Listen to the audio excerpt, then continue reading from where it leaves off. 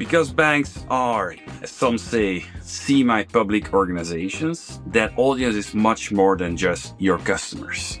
It's a much bigger audience. And you need to make sure not only to understand how they think, how they look at what you do, but also translate that understanding into the right products and services, into probably also the right story that you try to tell to the outside world if you want to be the trusted organization.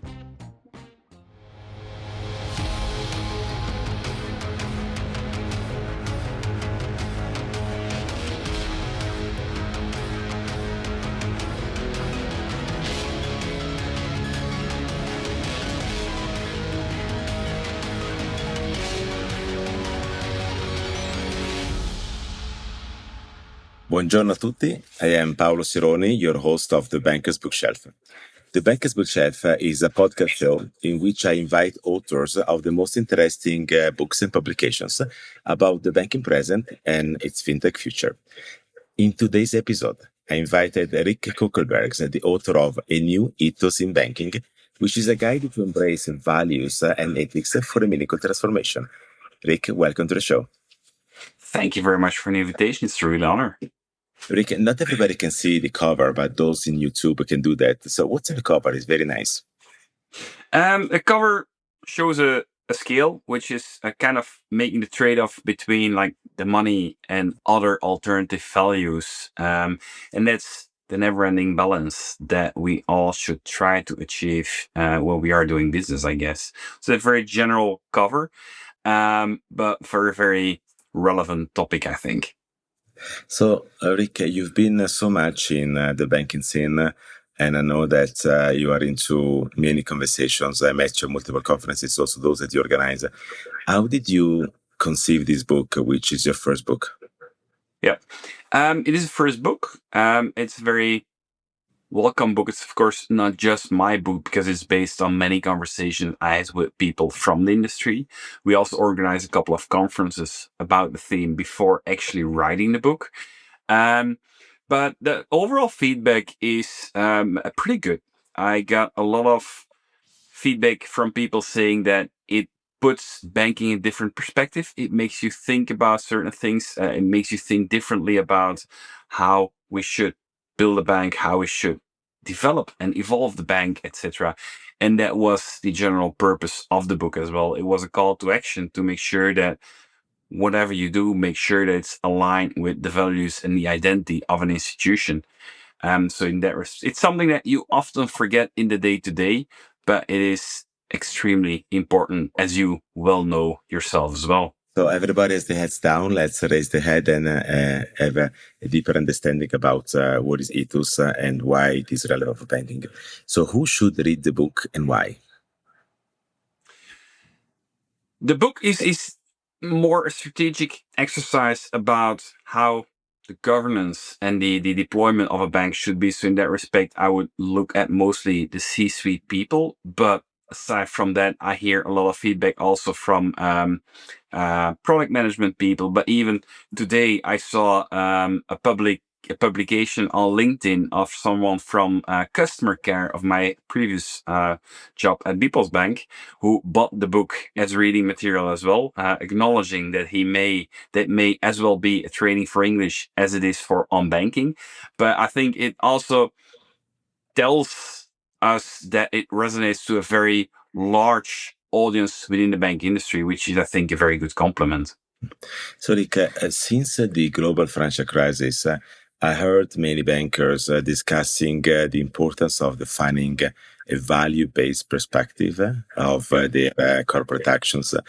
And so, in your view, do you think that banks lost ethos or just realized they didn't have ethos?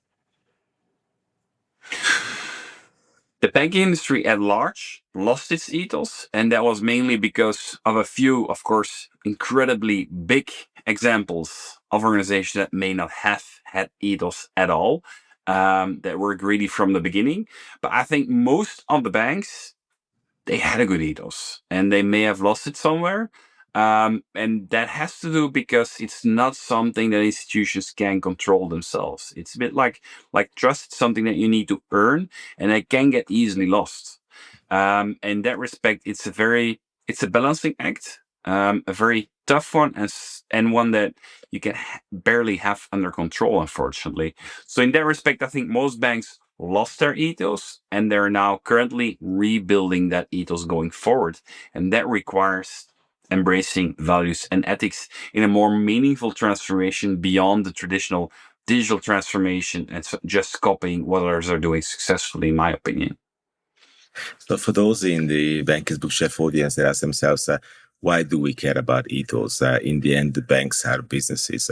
I would like to remind you that we do not need a new pair of Nike shoes, but we all need banking. So banking, though is run by private companies, has an important role in making sure that our societies are functional and hopefully are inclusive instead of being exclusive. So bringing opportunities to people to move forward in their desires or in their goals. And I actually felt that in particular after the global financial crisis, a lot of you say weaknesses in terms of like ethos were exposed.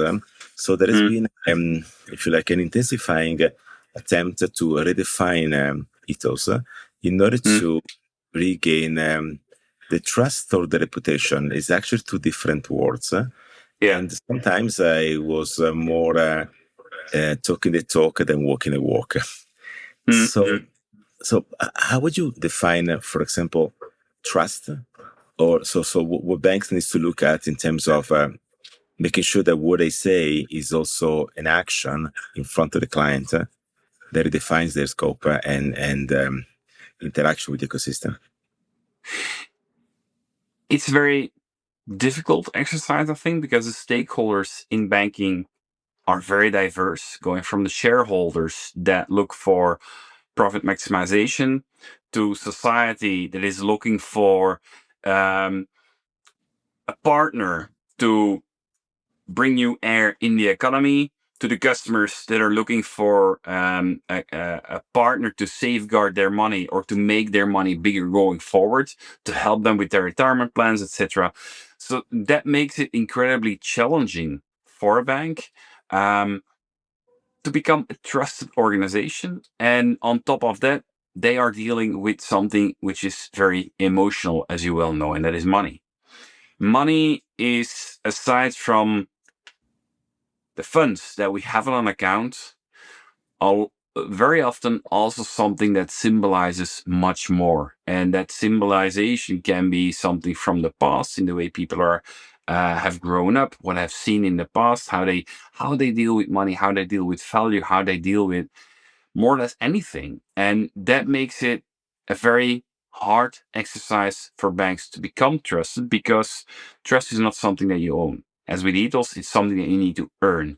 And that earning comes with a consistent, good behavior in line what the promises that you make to your audience, that you make to society, that you make to journalists, etc.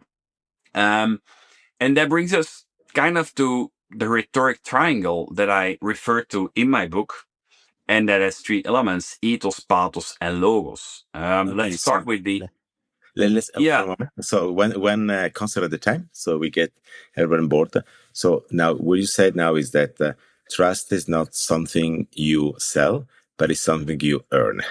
So it's something you earn. It's external. It's really behavior, right? So you need to have a good behavior, and it takes time. So it's not that you make a marketing campaign, you define the guiding principles.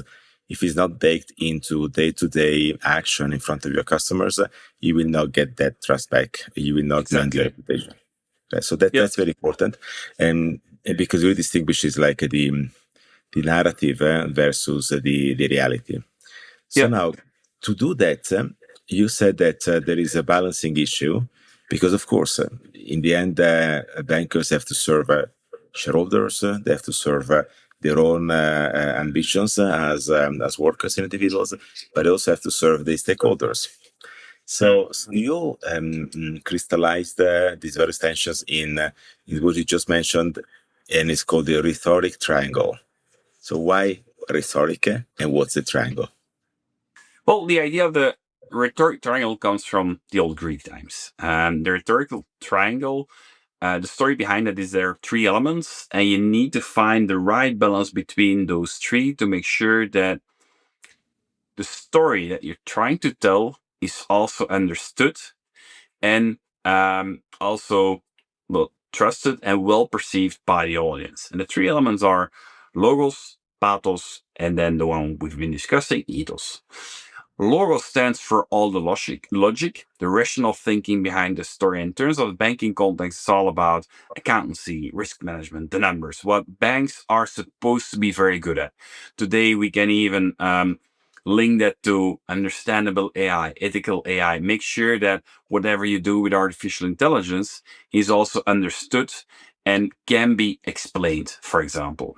Now we have For a pathos. moment, so logos is the techniques that define bankers in Ratio. the business scene. Bankers have their own special techniques. Now, what happens is that artificial intelligence is also entering banking, which requires the development of new methods. But all in all, is always part of the professional engagement. It's baked into like mathematics. It's all about hard skills. The hard skills. Yeah, exactly.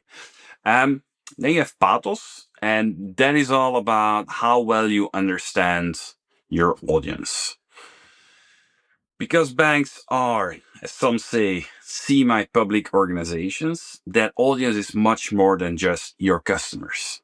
It's a much bigger audience. And you need to make sure not only to understand how they think, how they look at what you do, but also translate that understanding into the right products and services, into probably also the right story that you try to tell to the outside world if you want to be the trust organization. And that is another challenge, because when you talk to journalists, and often complain I hear from executives, journalists only want to hear about our numbers. While we tell them what else we've been doing in terms of good things for society, they don't trust it because it's perceived as just another marketing trick. That's part of that long-term relationship, or that long-term consistent story that you need to build in order to become trusted. So also those stories are being seen as part of the business instead of just a marketing story. Well, I So that's guess all about that pathos. yeah, Being so I guess the empathetic bankers with the audience. good. So I guess the bankers also made the mistake of thinking of sustainability as a marketing machine. So they didn't do necessarily the diligence to make sure that it could prove impact. And when you don't do that properly, then customers can get dissatisfied because they don't trust the what you're doing anymore. Now, interesting. So you say there are in this triangle you have logos and like pathos. So the balance of logos, if I can build my example, can be you're very romantic in digital transformation. You want everyone to be cashless. And you forget that some people can be cashless. So while you have good intentions in your techniques, because you like the idea, you leave somebody outside. And that is not good. Or you need to be more sober. Or you like... It all depends who your customers are, of course, but yeah. But it can happen. So we saw in quite a number of markets that the excessive digitalization left, for example, elderly people out of the opportunity because they needed to be assisted beyond the technology. Yeah. Or you might think of crypto can be a nice concept for you, but not necessarily for all the customers. So you need to get a right balance between what makes it fancy, right, and then what makes it, if you like, viable for everyone. Yeah. And then you have pathos, which is not all clients are the same. You cannot just lock them into a defined segment, because even with a defined segment, you have different styles of opportunities. So more than marketing on individuals is about understanding the differences among individuals and doing that at scale, right? So how can you do that? Yeah. So don't just oversimplify. Try to make sure that you compensate, because people have the need of talking to you. I've seen, for example, we have a recent survey from the Institute for Business Value about customer services, and only 14% of institutions worldwide that deploy generative AI increase the net promoter score. Because for some conversations, people still need to talk to someone. Maybe there will be a time where the majority will be inclined to use the digital medium, But we also need to remember that other people need to talk to someone in person. There's some Yeah. emotional element for Yeah. someone to do that, and that requires the bankers to do that. So there you need to find the balance between your romanticism with technology and finance and what the client really needs to be served. Exactly. Right? And it's also Beyond something that you can't generalize. I mean, you can talk about the industry, but every bank has its own identity, has its own maybe even market, its own proposition, etc. And that brings us to ethos. How do you translate that logos and pathos in your day-to-day behavior? What are the ethical principles that you want to translate in that day-to-day behavior? And that's about identity, that's about culture of an organization, that's also about who you wish not to serve, for example. And that's what the ethos element is about. Okay, so balancing on pathos, balancing on logos, and getting the right definition of ethos to create actions. Yeah, Does this matter on digital? absolutely. Because if you don't have a proper understanding of which customers you wish to share to serve, and if you don't have a proper understanding of what you try to achieve with your technology, digital transformation just becomes transformation that leads to probably nothing. So you need a proper understanding of these three elements, according to me, to bring a meaningful transformation instead of simply a digital transformation. And that meaningful transformation can, for some banks, be make sure that you have a platform that is enough to be flexible for further improvements going forward. But for others, it may also be provide the top-notch platform to make sure that we become the best digital bank available to our customers. Not every bank wants to be the first or the best digital platform. And that's a conscious choice that you need to make based on that balancing act of who you wish to serve, what technology do we wish to use, and first and foremost, what values and what purpose do we believe we should live going forward on the long term. So, Rik, where can people find the book and where can people find you? I know that you are a Yeah. fintech trailblazer as well. You can find me on LinkedIn, obviously, with the not so obvious name Rik Coeckelbergs, RIK, and then Coeckelbergs, a proper Flemish name. And you can find the book in every self-respecting e-store online, and of course that means also on Amazon.com, but also, for example, on the publisher website of Paul Grave Macmillan. What about conferences? And other conferences. And very exciting is that my next book signing of my book, A New Ethos in Banking, will be at Cybos in Frankfurt this year. Very excited about that one because I once had a dream of going to Cybos one day. Now I'm proud to be signing 100 books over there. So that's very, very good news. That's good. That's actually the first time that I will be working from home, selling people that are traveling somewhere. So very, very happy to see you there. But I have one question for you. You also organize your own conferences like the banking scene, right?